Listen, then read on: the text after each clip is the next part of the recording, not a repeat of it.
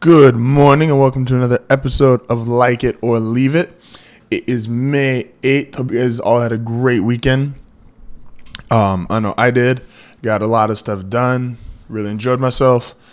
Got a lot of stuff to talk about today. We got Kevin Durant news. We got dominance versus parity in the NFL.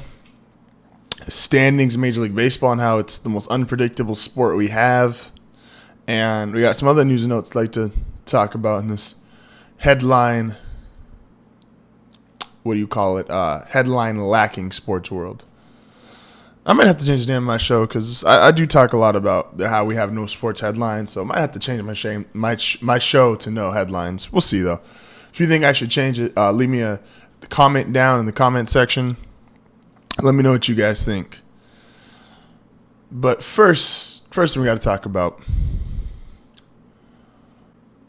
Kevin Durant scored 38 points, had 13 rebounds, and really just let the Utah Jazz know, hey, you guys are a good team. It's real cute what you're doing, but you're not beating us. And you're not even close. But not only did he do that, he put the world on notice and just kind of gave a reminder that Kawhi Leonard, you're a really good player. You've improved a lot. But you're not on my level, and you're really not even close.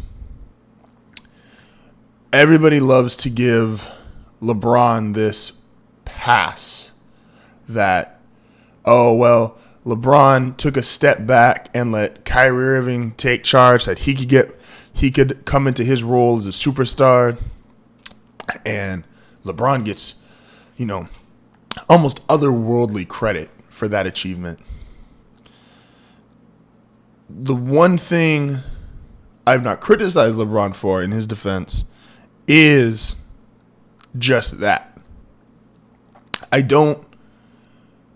won't criticize him for helping Kyrie become a better player, giving up shots to Kyrie, giving up some playing time or some extra, like the extra 3 to 5 points he might score a game to let Kyrie Irving get his. I don't criticize him for that. But I just always find it funny that he gets the credit for it compared to Kevin Durant. A lot of times in businesses, when you have a slow quarter, you have competition that'll catch up to you. Like when Apple isn't dropping the iPhone, they usually always announce it in September, and then we get it sometime around beginning of the year.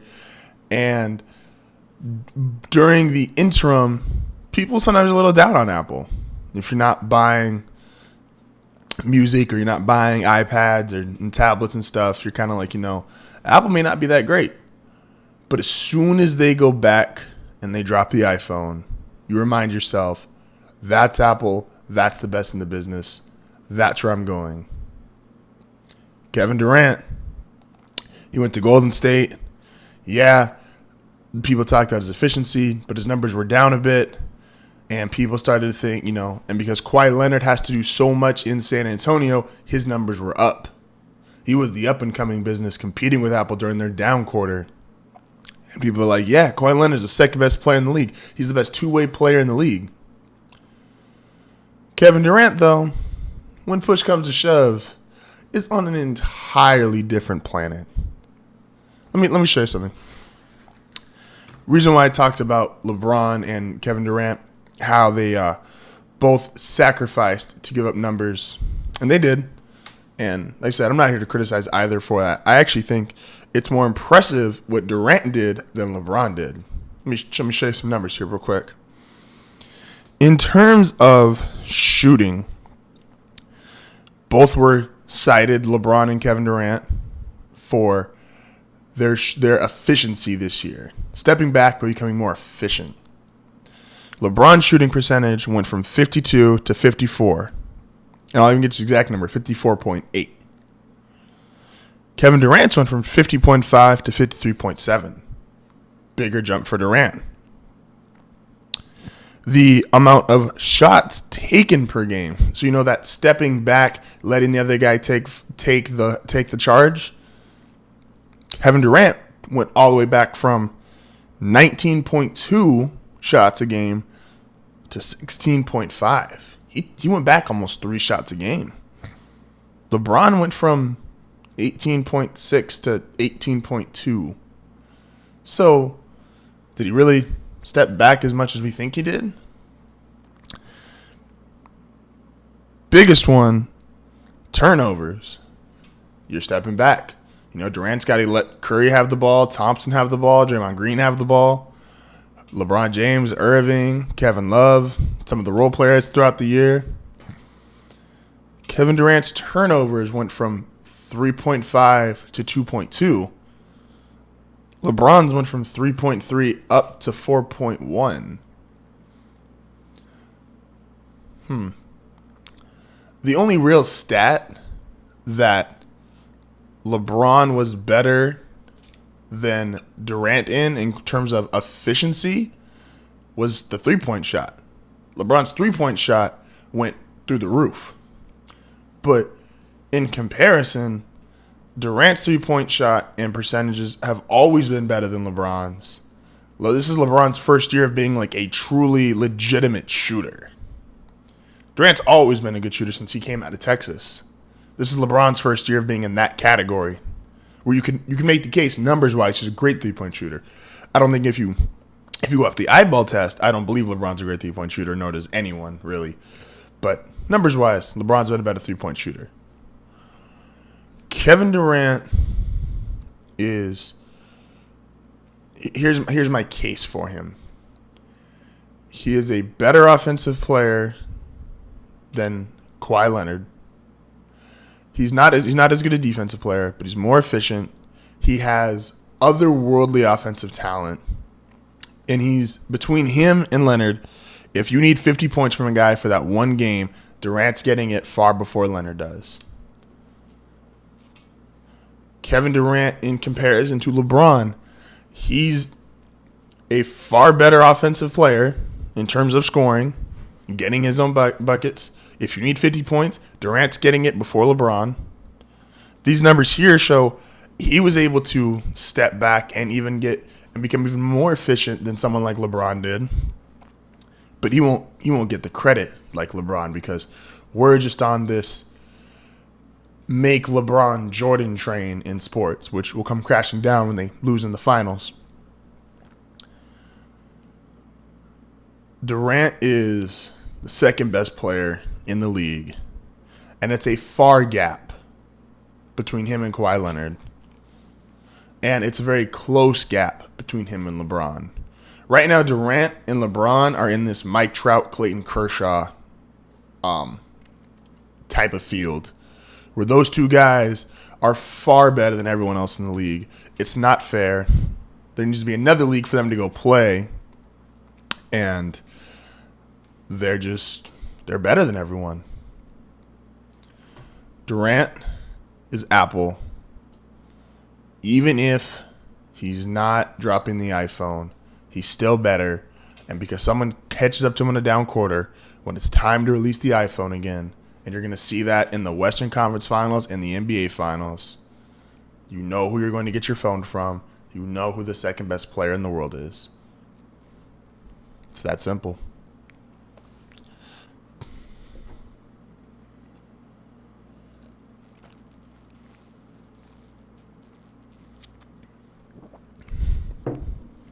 So,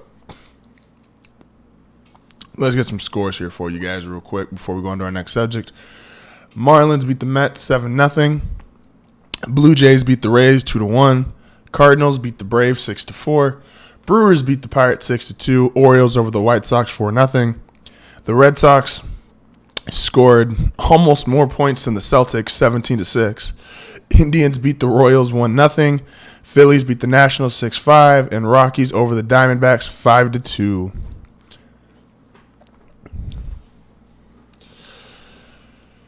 So one of the things we always struggle with in sports is dominance versus parity.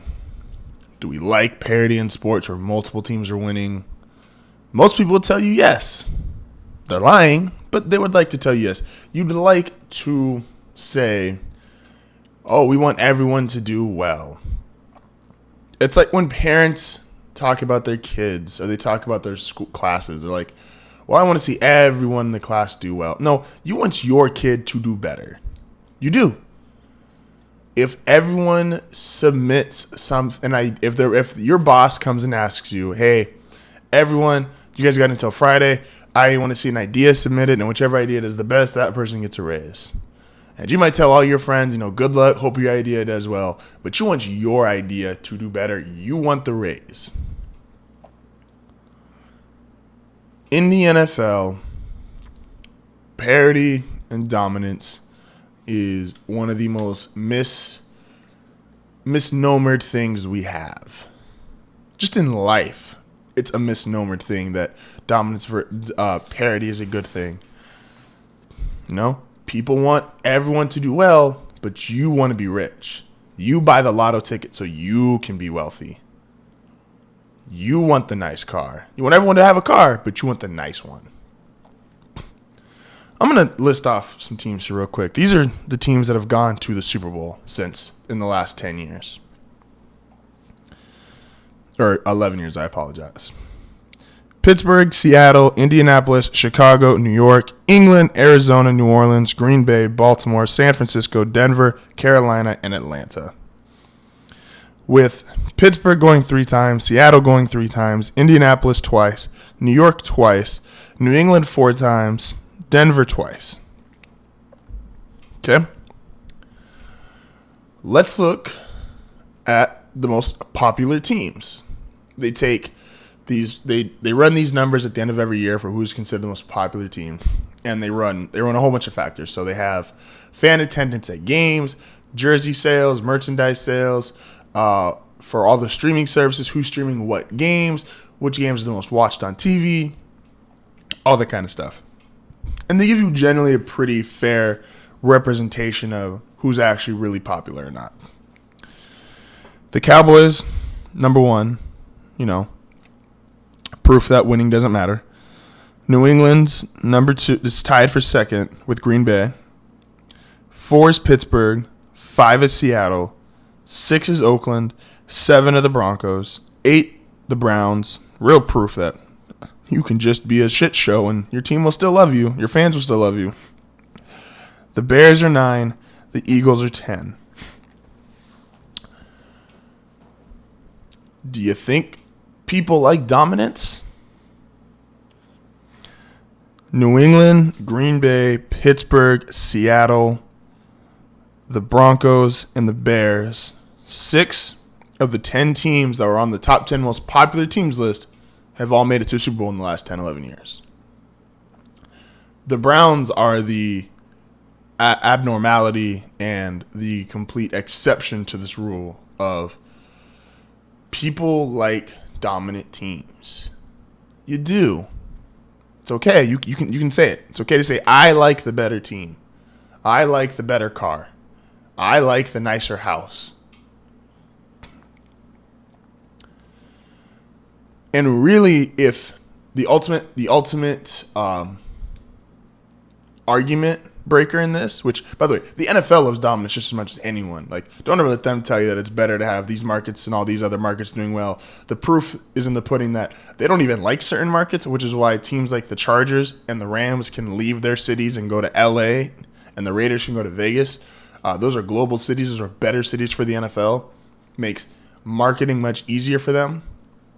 But the ultimate proof is the bandwagon. The NFL loves bandwagon fans. And why not? I talked about this on Friday, which is last Wednesday, I apologize. Casual fans make up a big part of your fan base. There's just not enough people like me and some of my friends who are just so into it. We'll watch Cleveland, Detroit 6 years ago and enjoy ourselves. We could watch mid-2000 Clippers versus Kings and think, oh my gosh, I'm ready to watch this basketball game, or oh my gosh, I'm ready to watch this football game.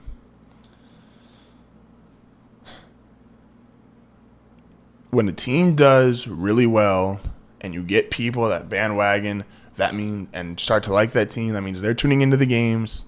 They might pick up the jersey for that year. I know someone. He's just literally his thing is he does fandom, and he just takes his fandom to a different team each year. And when you get certain teams that are dominant, aka New England has added. I'd be willing to say, I think it's a safe number to assume, a couple million fans the past 10 to 15 years. Because they've been really good, they've been dominant, and no one wants to root for the shitty team. They want the team that wins. It makes your Sunday a lot nicer when your team wins compared to when your team loses. And you know what that does for the NFL? Those bandwagon fans become regular fans because the team keeps doing well. Means New England is easier to market. New England is more profitable. I always say it. Don't fool yourself. This is a business. They're in it for the financial gain. I love football, love basketball, love baseball, but these teams and these leagues are in it for the financial gain. They're businesses. They got to make their money.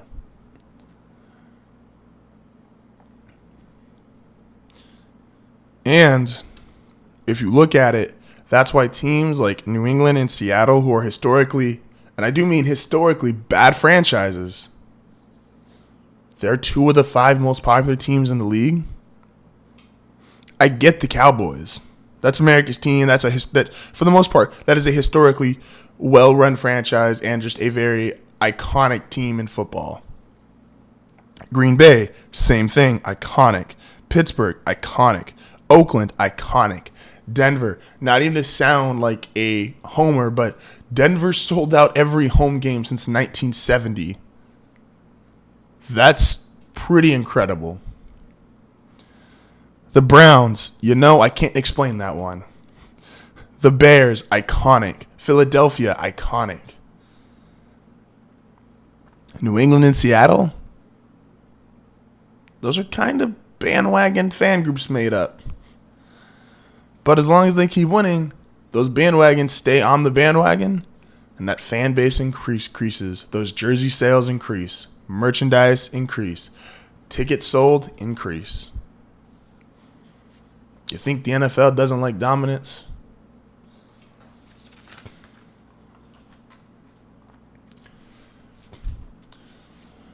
Okay, so I always do scores as a interlude to another segment. And it's always really funny when I read over baseball scores because no one really understands baseball. I'm really convinced of this. We like to think that we do, but we don't. In basketball, you know who's going to be good every year. I mean, we just spent this current season basically going, Cavs, Warriors, they're going to meet in the finals. We know they're going to be 2 of the best teams in the league. And even though you got some drama, if you want to call it that, in the East with the Celtics getting the number 1 seed, it's because LeBron took 8-9 games off. If he didn't, the Cavs win those games, and the Cavs are the first overall seed, and story goes from there. In football, you know who's going to be really good. Barring extreme injuries, teams with really good quarterbacks are going to make it. Tom Brady's going to be there every year. Aaron Rodgers is going to be there every year. Big Ben's going to be there every year. Yeah, there are a few exceptions in terms of like Drew Brees. His team is not that great, so that hinders him. Yeah, but you still know what the Saints are going to be offensively. You still know what Brees is going to be. In baseball, gosh, we don't know what the hell is going to happen. Think of it this way. Let me tell you some predictions they made by a very credible source. By the credible source, I mean Vegas, which is a very, very credible source. And Vegas is wrong way fewer times. No, I'm sorry. Yeah, Vegas is wrong very few times. That's why they're rich and we're not. In the AL East, the order of the standings were supposed to go, this is before the season started, Boston, Toronto, Baltimore, New York, Tampa Bay, with Boston winning the division with 97 games. The Central, Cleveland, Detroit, Kansas City, Minnesota, Chicago, with Cleveland winning 100 games. The West, Houston, Seattle, Texas, Los Angeles, Oakland, with Houston winning 91 games. The NL East, Washington, New York, Miami, Atlanta, Philadelphia, with Washington winning 93 games. The Central, NL Central, Chicago, St. Louis, Pittsburgh, Cincinnati, Milwaukee, with Chicago winning 101 games. And the NL West was San Francisco, Los Angeles, Colorado, Arizona, San Diego, San Francisco winning 92 games.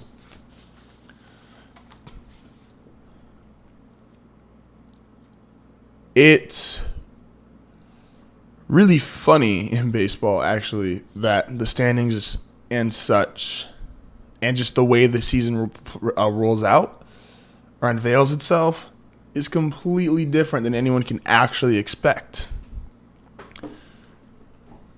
The teams, well, before I get into my next point, let me tell you what the actual order of these standings are. In the East, it's New York, Baltimore, Boston, Tampa, Toronto. The Central, it's Cleveland, Minnesota, Detroit, Chicago, Kansas City. In the West, it's Houston, Los Angeles, Seattle, Oakland, Texas. In the NL East, Washington, New York, Miami, Philadelphia, Atlanta. That's the closest they got. The NL Central is Cincinnati, Chicago, St. Louis, Milwaukee, Pittsburgh. And in the NL West, it's Colorado, LA, Arizona, San Diego, San Francisco. So let's just take the top teams. The teams who are supposed to finish first in their division. 3 of them are in first place. That'd be Cleveland, Washington, and Houston. The other 3 are in second, third, and fifth. And the Cubs have fewer wins than the Cincinnati Reds. The New York Yankees, who are supposed to be in rebuild mode, and let's get all our young guys out there and play, they're in first place. Huh.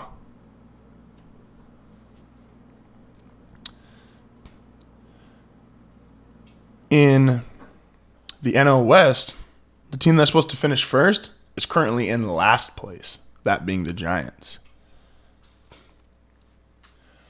Let me clarify something. I understand when an injury destroys your season. I completely get that. But in baseball, it really shouldn't. Because even though the Giants are in last place, and I was going to say, well, Madison Bumgarner's hurt, that's why. That one player has far fewer legitimate impact than you guys think. You might say, oh, well, they're missing their star player, but a star player is not going to get you that many wins. I used to love the stat war, like wins above replacement, and thought it's like, wow, that's really impressive. Except that it's an arbitrary stat, and it really doesn't play out in actuality. Mike Trout's like a 10-win player, and that team still has only been 70 wins. And yeah, you might say, oh, but they'd be 60 wins without him. It's like, would they really? They're still bad. Like, Chris Sale might be the second best pitcher in baseball behind Clayton Kershaw, even though it's a far drop off. And he's been pitching out of his mind this year. And the Red Sox still can't win with him. Like to point out the teams that I said were going to struggle this year, Boston and Chicago, are doing such things. But teams like the Rockies and Nationals and Astros, who have legitimate 1 through 9s and have good players at every position, they're doing quite well. Just want to throw that out there. Shaq would always say, in basketball, star players don't win you championships. The role players do. I don't necessarily agree with him in terms of basketball. I 100% agree with him in terms of baseball. I mean, like, look at the best players in the league. If you go the top 5, I think it's pretty unanimous at this point. And I'll even say top 6 because the one guy I'm really a big fan of. Take the top 6 players in baseball. Mike Trout, Clayton Kershaw, Josh Donaldson, Nolan Arenado, Chris Bryant, and Chris Sale.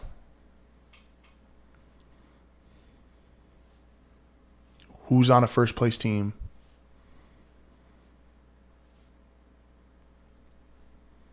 Donaldson's in last place. Chris Bryant's in second. Nolan Arenado's the only one that is in a first place team. I apologize. Mike Trout's on a second place team. Kershaw's on a second place team. Take example, Felix Hernandez, who's one of the most, you could have made a case was the best starting pitcher pre-Clayton Kershaw, before Kershaw took over and just said, this is mine and I'm not letting go. His team was never good. And his peak is all-time great. You take Mike Trout, who's had probably the best 6-year start to your career you could have. His team made the playoffs once, and they've sucked every year since then. And before then. Teams that win in baseball are teams that have good 1 through 9s, consistent starting pitching, good role players. This is how San Francisco won 3 out of 6 titles. 3 out of 5 titles, I apologize. And even then, it's a crapshoot. Because they were terrible in the off years. They won like 60 games like after winning a World Series. Like that's such a huge drop-off. Everyone always claims the NFL draft is the biggest crapshoot, or just drafts in general. Like you never know what you're going to get. Baseball's a bigger crapshoot than the draft. You never know who's going to be good. You never know who's going to be great. You never know what teams are going to do well. I make my own predictions, but I'm wrong too. I just love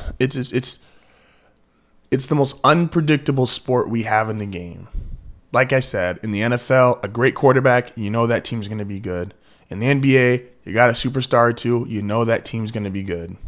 In baseball, throw your notes away. You never know who's going to be good, who's going to be bad, who's going to be great, who's picking first. Couple little news and notes to leave out on. Found this funny. Aaron Judge, who is a great player at the moment, helping the Yankees to first place in the East. That dude is bigger, found the stat over the weekend, than 1,815 NFL players who took a snap last year. That is a large human being. I'm 6'8", 260. This man's like 6'7", 281, I think is his thing. Like, he's bigger than Rob Gronkowski. Think about that. Gronkowski's kind of larger than life, and this guy is bigger than him. I'm going to talk about more on Wednesday's show, but I heard it over the weekend because it became a topic again. Lonzo Ball is not a good fit for the Lakers. I'll explain that more on Wednesday, but I just want to throw that out there. I apologize for last Friday. I feel like my show was below standards, below my expectation. I got really busy, and I was like, I put it out there, but I didn't do nearly as much studying. I didn't do nearly as much rehearsing as I need to. Just the effort that needs to go into it to have a good product come out. It didn't happen, and I apologize for that. Always Dreaming wins the Kentucky Derby. First place gets $1.2 million, and its babies are worth like $500 million because that's what they do with horses. And you gotta love the fact that the headline for the Kentucky Derby, which is supposed to be one of the most, it's supposed to be 1A, 1B with the Super Bowl in terms of how big it is. It really doesn't compete with the Super Bowl anymore because of how popular the NFL is. But the Kentucky Derby, this glorified sporting event, was dominated by what the athletes and people that showed up to watch were wearing. You think we're not missing headlines in sports? What athletes were wearing, not even athletes playing, but what the athletes who showed up to watch were wearing was a bigger story and trending more than the actual Kentucky Derby. Guys, our sports need help. Anyway, I hope you guys enjoyed the show. Like always, Facebook, Snapchat, Instagram, Twitter, any of those platforms, word of mouth, everything really helps. I appreciate it so much, you guys. Hope you guys have a great day, and I will see you guys again on Wednesday.